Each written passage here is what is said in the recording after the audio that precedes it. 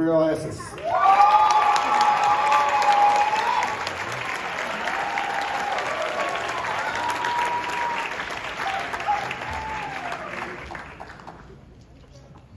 Morning, everybody. Hey.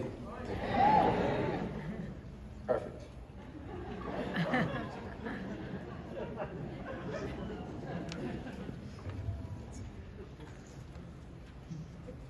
Someone forgot their speech up here.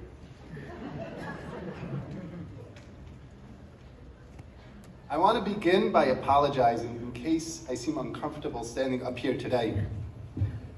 It's been about 2 years now since I've had to do anything for school while wearing pants.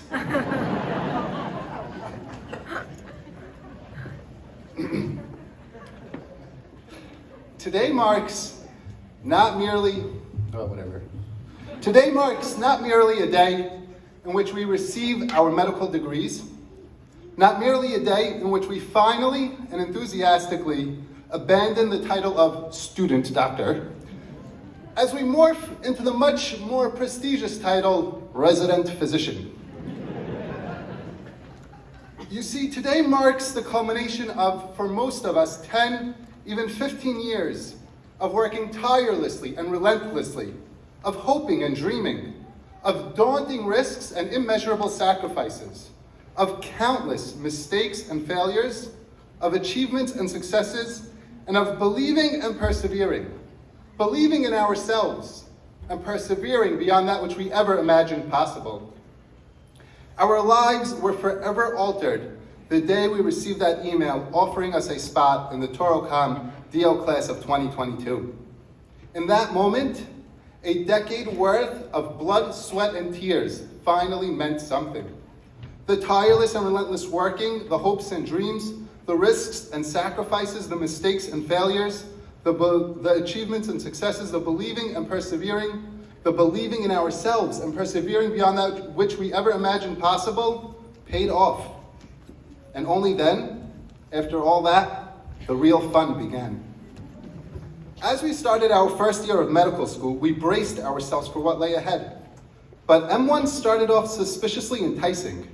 We began by learning historical events in OMM and memorizing terms like supination, pronation, adduction, abduction, and anatomy.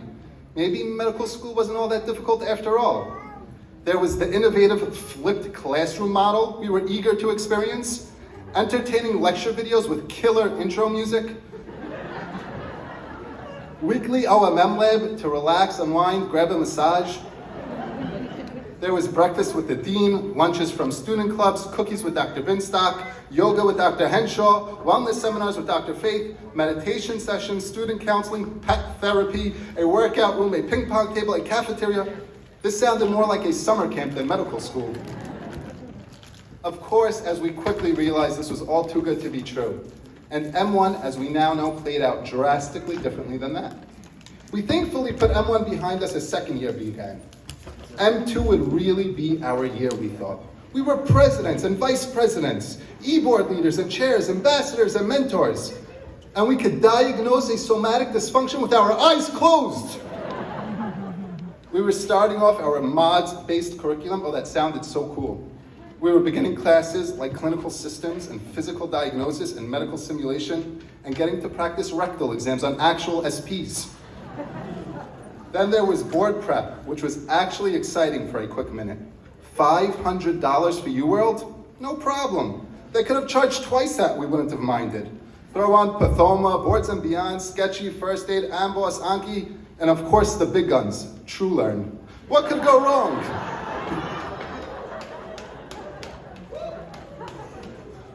With classes like biochem and histology behind us, sorry, Dr. Binstock, we were sure M2 would be different. Much like M1, however, M2 turned out to be not so rosy. But third year. Now, third year was going to be our year for sure this time. We got through step one and the unimaginable stress that accompanied it. We were ironing out our brand new little white coats as we prepared for our clinicals. Of course, we had to get ACLS certified before stepping onto a hospital floor, because we all know how crucial medical students are during a hospital code.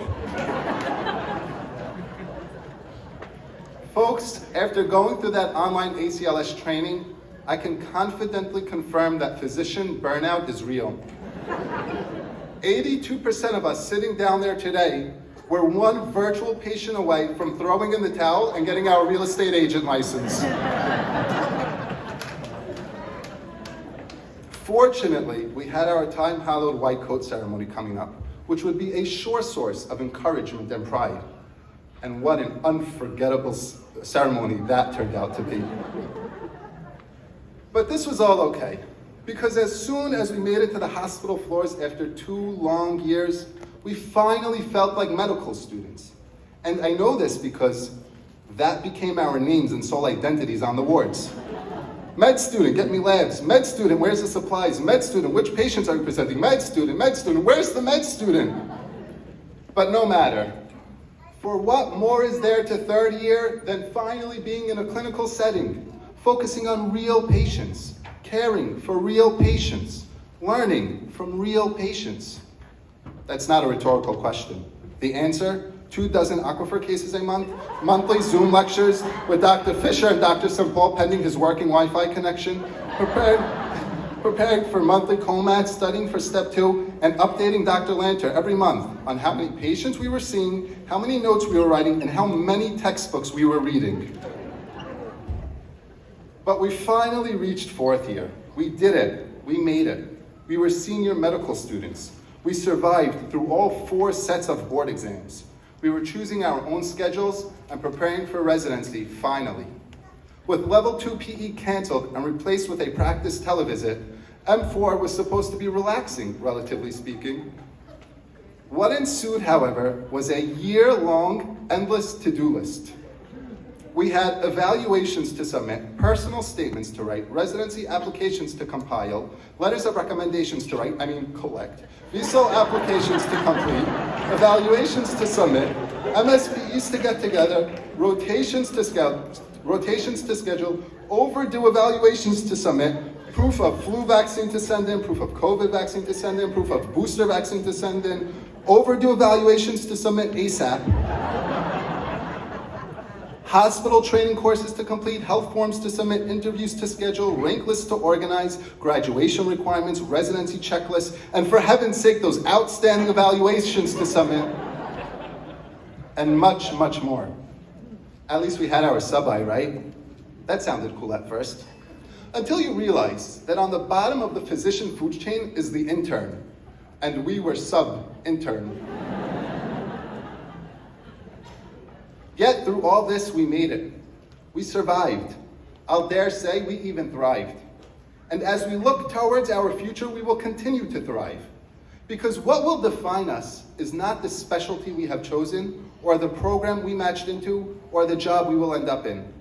We will be defined by how strongly we ignite the light that shines from within. We will be defined by the generosity of our spirit, the benevolence of our actions, and the sincerity of our intentions. And if I were a betting man, I'd bet that in 10 years from now, in 20 years from now, in 30 years from now, from this group of physicians sitting here today are going to emerge surgeon generals, health commissioners, and chief medical officers.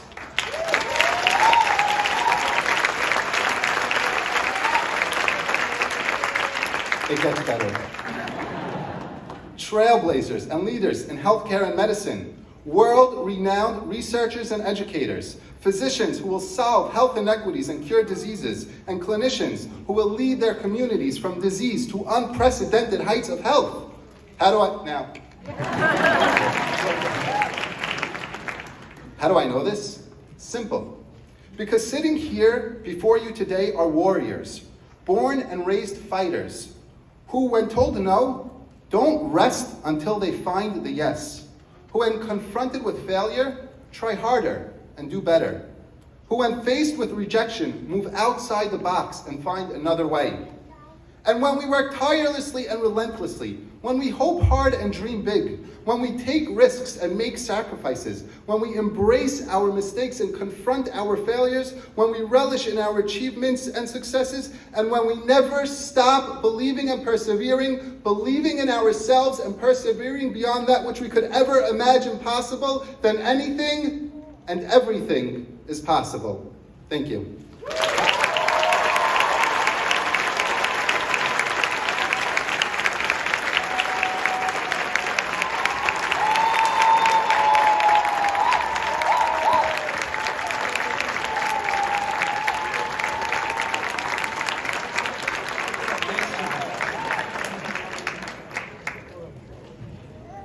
At this time, I'm happy to present the recipient of the